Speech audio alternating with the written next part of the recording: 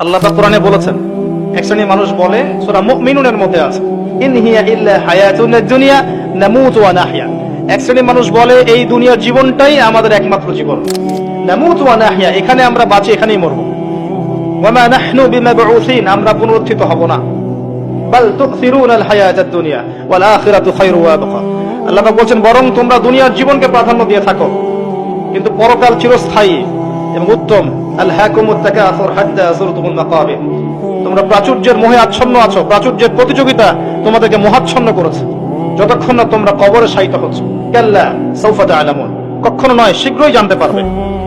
যখন কবর চাপ দিবে শীঘ্রই জানতে পারবে। সুম্মা কাল্লা সাউফা তা'লামুন, আবারও বলছে কোশ্চিন কালেও নয়, শীঘ্রই জানতে পারবে। কাল্লা লাউ তা'লামুনা ইলমাল ইয়াকিন, ইলমের অনেক স্টেজ আছে। ইলমাল ইয়াকিন মানে চাক্ষুষ জেনে গেছেন যে জ্ঞানটা। আপনি একটা বিষয় যে আল্লাহ, আপনার এটা ইলমাল ইয়াকিন না, আল্লাহকে আপনি দেখেননি, এখন আপনার ইয়াকিন হয়নি। যখন কিয়ামতের মাঠে আপনি দেখবেন আল্লাহ আপনার হিসাব নিকাশ নিচ্ছেন, তখন ইলমাল ইয়াকিন হবে।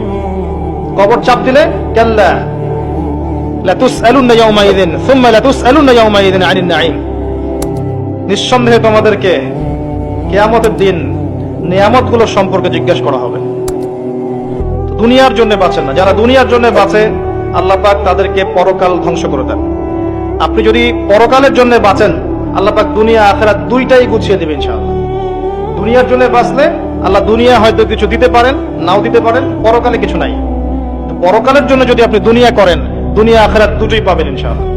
একটা হাদিস বলছে সুসংবাদ, আল্লাহ রাব্বুল আলামিন বলেছেন, হে আদম সন্তান, আমার ইবাদতের জন্য সময় বের করো, আমার জন্য, আমার ইবাদতের জন্য সময় বের করো।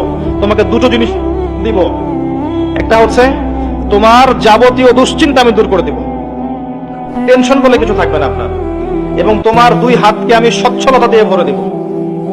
শর্ত কি? আমার ইবাদতের জন্য সময় বের করো, আল্লাহর জন্য সময় বের করেন।